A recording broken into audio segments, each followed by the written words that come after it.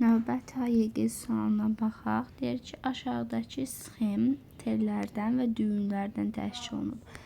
Burada verib ki, baxın, bunlar teldir, bu xətlər teldir, bu da düyündür. Düyün halinde oldu, düyün.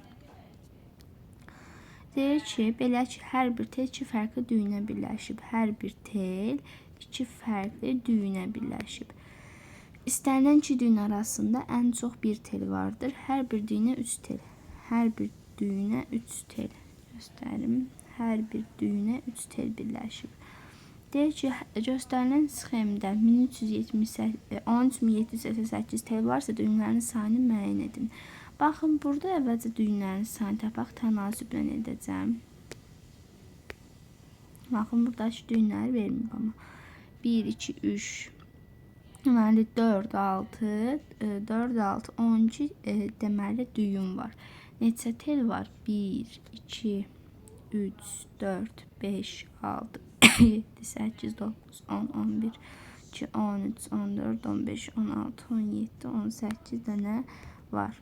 İndi 13788 də bizdən tələb olunur. Təbii ki, tənasüblə eləsək cavab çıxır 9192. Gəlin edək. 13788-i 18-ə bölsəniz cavab alınır. Gəlin dəqiq bölək, kalkulyatorla neçə alınır? 766 alınır. Bu bir dənəsi nədir? İndi 12-sinə neçə dənədir? Onu da vururuq 12-yə. Neçə edir? O da edir 9192. Və tənasüblə mən tapdım ki, cavabımız B variantıdır.